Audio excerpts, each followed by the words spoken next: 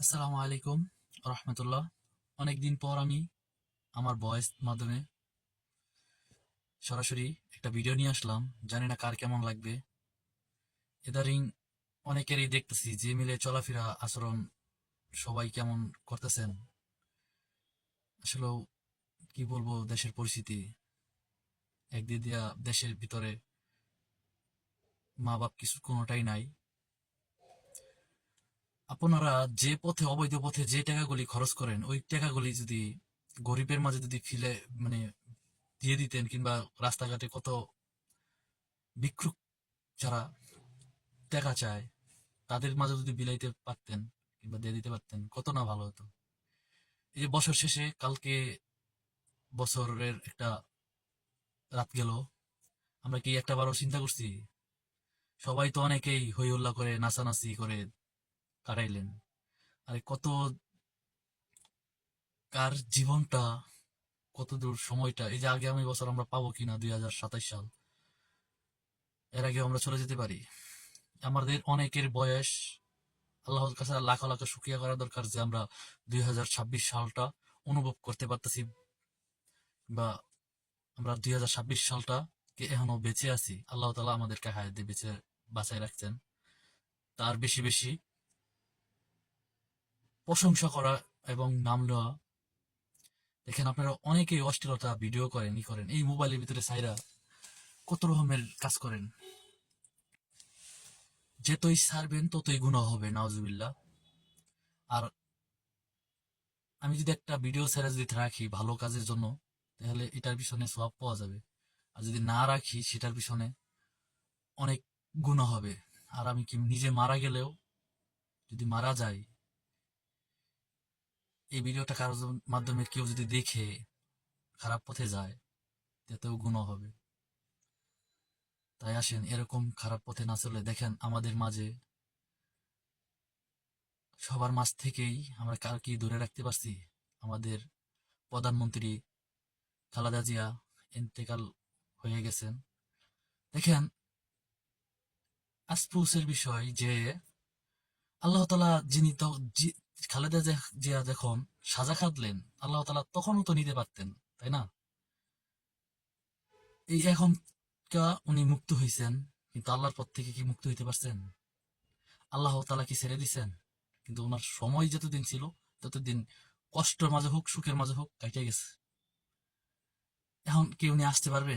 আল্লাহর কাছে ধরা হয়ে গেছে গা, আমরা কেউই পারতাম না। উনি কি কাজ করছেন না করছেন উনি কিন্তু জানেন। আর মহান আল্লাহ তালা সবকিছু লেখা রাখছেন। ওনাকে বাজে যেরকম পাচ্ছি না আমরা, আল্লাহ তালার কাছে দোয়া করি ওনার জন্য যে ওনাকে জান্নাত এবং ফেরদৌস দান করুক। কবরের আযাব তো অনেক ভয়ঙ্কর। হাইরে আফসোস, যদি কাল কারোর প্রতি উনি যদি খারাপ কোনো চোখে রেখে রাখেন, তারপরেও আপনারা মাফ করে দিয়েন তাকে। কারণ এই না যে কবরের আযাব অনেক ভয়ঙ্কর।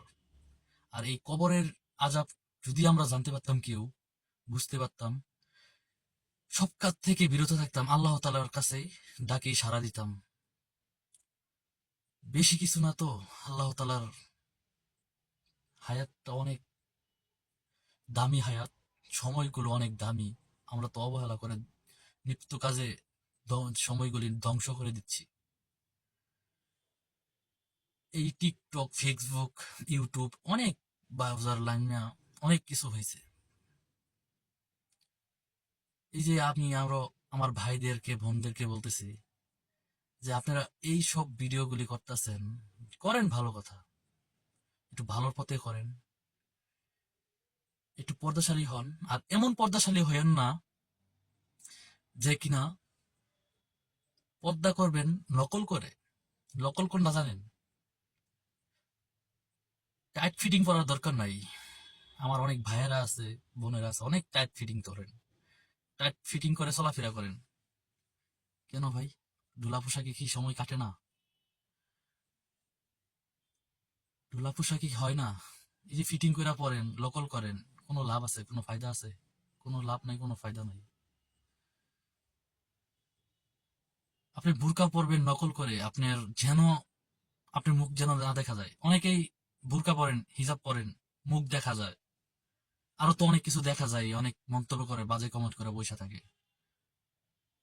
অনেক ভালোভাবে পর্দাশালী করলে পর্দা করেন, যেন বুঝে কেউ না দেখতে পারে যে আপনার হাইট উচ্চতা কতটুক, আপনার শরীর কতটুক মাফে। আপনি তো এগুলি করে তো আরো নকল করে আরো মানুষের সমাজে আরো টার্গেট হয়ে যান গা। আপনাকে টার্গেট করে রাখে, নেক্সট টাইম আপনার পিছনে লাগবে।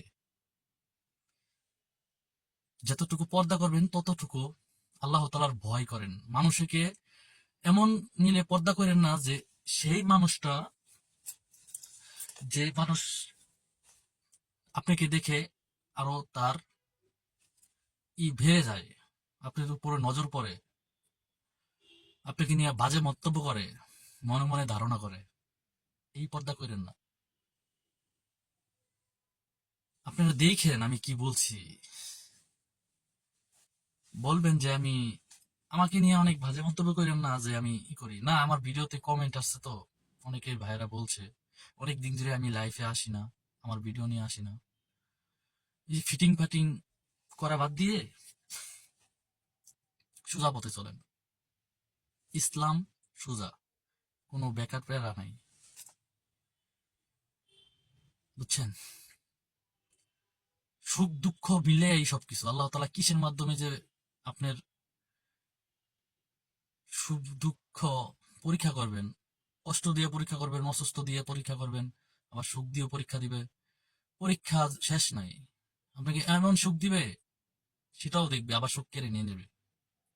আমাদের সুখ তখনই হবে যেদিন আমরা মারা যাব, আবার আল্লাহ তাআলা জীবিত করবেন।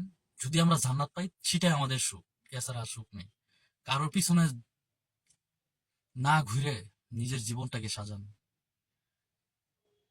কথায় কথায় অনেক বেড়ে যায়, কথায় কথায় অনেক কিছু, অনেক কথা এসে পড়ে। এত কিছু বললে ভিডিওটা অনেক লম্বা হয়ে যাবে, যে কারণে আসছিলাম। আমার একজন প্রিয় বোন আছেন। হে বোন, আমি তোমাদের বলতেছি, আমার বোনটিকে, আমার ভিডিওটা অবশ্যই আমার বোন কি দেখবে।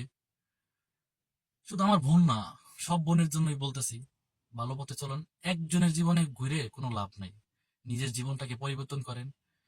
আর যে যাওয়ার উচিত সে চলেই যাবে, যে থাকার উচিত সে থেকেই যাবে, কারণ কারোর ভ্যানে রাখা যাবে না। এই যে দেখেন আমাদের দেশের প্রধানমন্ত্রী যে চলে গেছে, বাইচে থাকলে হে ধরবে হে ধরবে, এখন কেউ ধরতে যায়?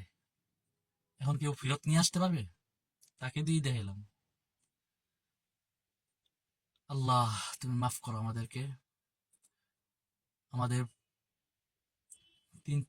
তিনবার নির্বাচিত হয়েছিলেন তিনি নাকি, আল্লাহ তাআলা তাকে কিরকম দেশ চালানোর জন্য যোগ্যতা ছিলেন নাকি যোগ্যতা ছিলেন না, আল্লাহ তাআলাই ভালো জানেন। আল্লাহ তাআলা তাকে বসাইছিলেন সুমহান মর্যাদা হিসাবে। আল্লাহ তাআলা, তিনি আমাদের মাঝ থেকে চলে গেছেন। ইন্না লিল্লাহি ওয়া ইন্না ইলাইহি রাজিউন। আল্লাহ তাআলার কাছে দোয়া করি উনি যেন জান্নাত পান। আর অনেক ভালো সময় বেঁচে ছিলেন, কিন্তু আল্লাহ তাআলা হায়াত নাই, চলে গেছেন। সবার কাছে দোয়া কামনা রইল। সবাই ভালো থাকবেন, সুস্থ থাকবেন। আসসালামু আলাইকুম ওয়া রাহমাতুল্লাহি ওয়া বারাকাতুহু।